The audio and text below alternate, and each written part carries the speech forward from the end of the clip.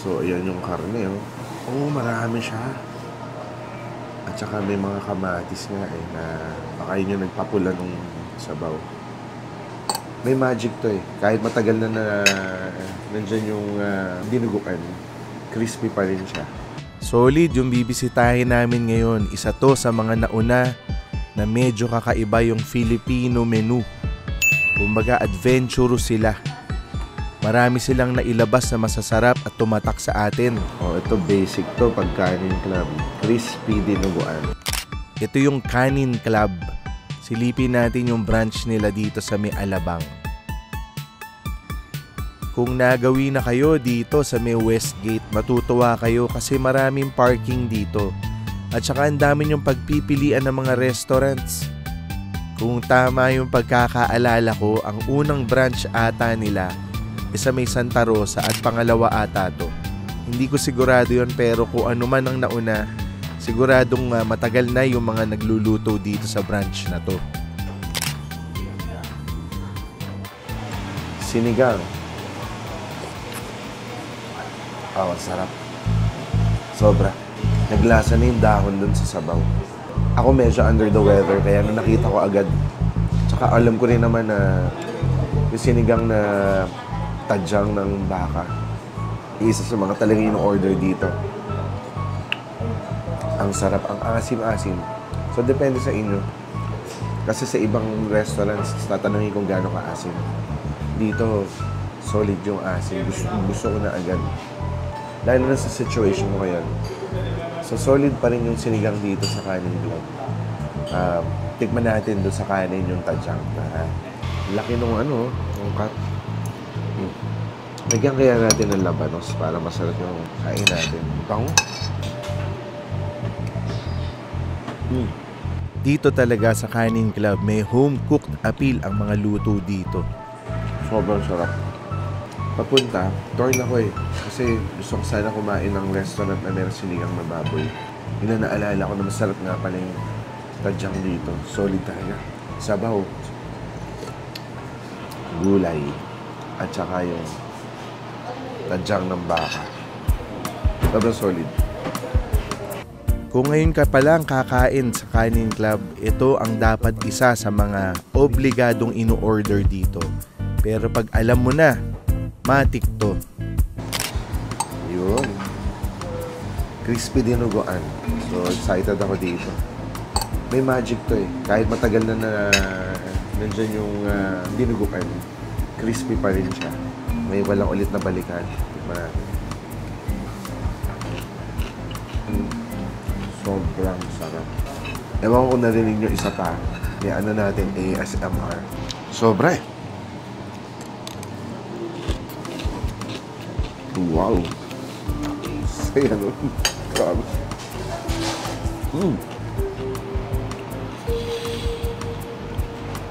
As in, sobrang sarap. Sa case na to, na-overshadow ng sarap ng crispiness ng pork yung sarap ng dinuguan. Sobrang mapapangiti ka. Ngayon, hindi masyado maasim yung dinuguan, kaya bagay na bagay lang na napaka-asim ng sinigang nila. Bagay, magandang orderin yung pareho. Bagay na bagay magkasabay. Pero dito ko una natikman yung crispy dinuguan. And I think, one of the best. Hindi ko naman natikman lahat, pero sobrang nasasarapan ko rin ako sa crispy dinuguan ng Kanin Club. Markadong gabog dito yan. Solid. Okay, ito pa yung Kanin Club's Vegetarian Delight. Merong 3 klaseng mushroom. Ang solid din. Tikman nga natin ito sabaw. Malapot eh. Ito manamis oyster sauce ang gamit nito. Tsaka may tokwa. Matapis to, matamis. 3 kinds of mushroom. Earthy dahil sa mga mushrooms. Pero depende sa kakain.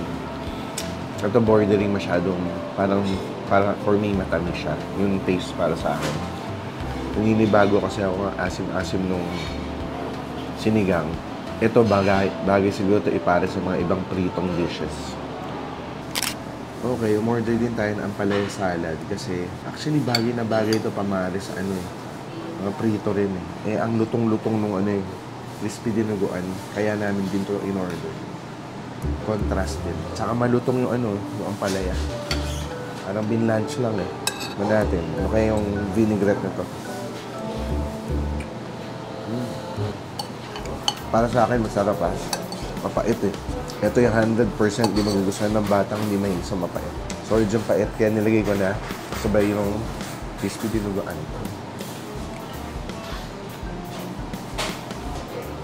Sa akin bagay. Parang yung mustasa at dinuguan. Yung crispy ng dinuguan dito, ano eh. Parang siguro bagnet yung gamit nila eh. Kasi yung pag yung umaabot na sa meat na part, hindi na yung crispy balat. Medyo parang jerky na yung feeling. Parang na-dry out na yung moisture. Ang tagal mag-hold ng crispiness niya. Ganun siya. I'm sure hanggang mamaya malutong pa rin. Kaya masarap. Para nga pala sa tikiman namin sa araw na to, plain rice lang yung in-order ko. Kasi binagay ko dun sa mga ulam eh. Pero ang Kanin Club, sikat na sikat sila sa maraming klaseng mga fried rice. Meron nga sila nung sinigang fried rice, kakaiba yun.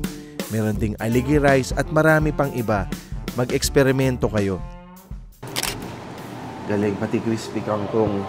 Tagal-tagal na sa mesa namin, pero crispy pa rin. Para siyang yung Japanese nila. Pagka-prito, pati yung butter sa labas. Ano to? Actually, appetizer to.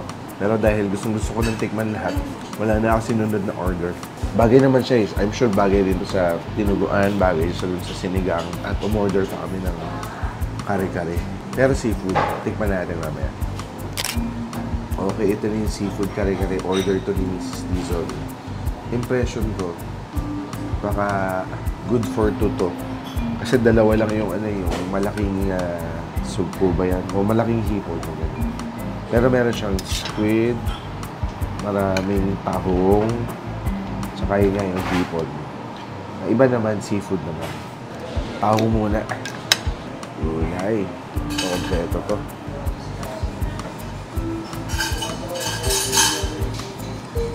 Okay. Parang may lasang gata. Yung dating sa akin, may tamis na naman yung bagoong. Isang dish kasi meron ding malakas sa tamis. Tingnan nga natin, baka nasa sauce yung parang hula ko lang naman yun. Tingnan natin yung I might be wrong. Unang tikim ko pa lang para talaga ako may natikman na gata. Parang, baka dahil sa mani.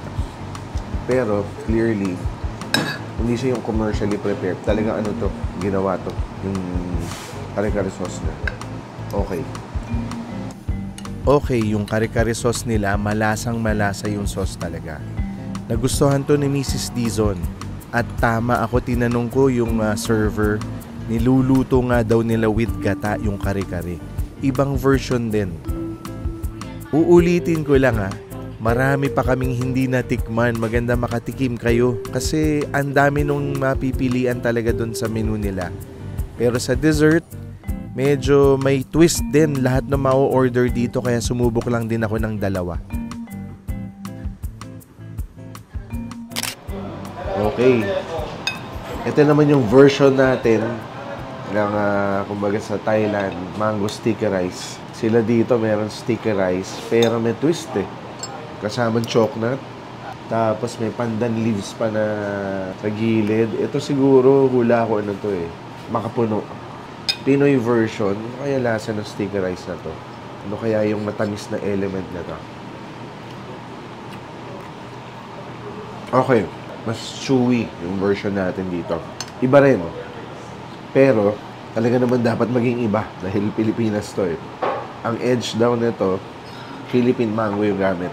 Ibig sabihin, naniniwala rin sila na mas masarap yung mangga natin kaysa sa Thailand. Ba natin? Nilagyan ko ito ng chocolate. Grabe yung chocolate. Naging sobrang Pinoy na Pinoy. Konti lang nilagay ko, pero oo nga. Ang galing. Kumbaga, ibang-iba at saka yung may isip mo pwede yun Basta konti-konti mo nilalagay yung chocolate. Kasi mani eh. Mani at tsokolate.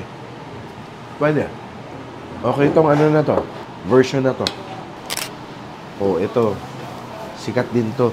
Ito dati in-order na namin to. Turon Kanin Club. Itong turon na to, Medyo massive to, mabigat to pag binuhat nyo. Naka-cut na siya into 4. Pero mukhang 2 piraso siyang pinaghati sa 2. Ayan mabigat na siya. So titikman ko muna siya ng turon.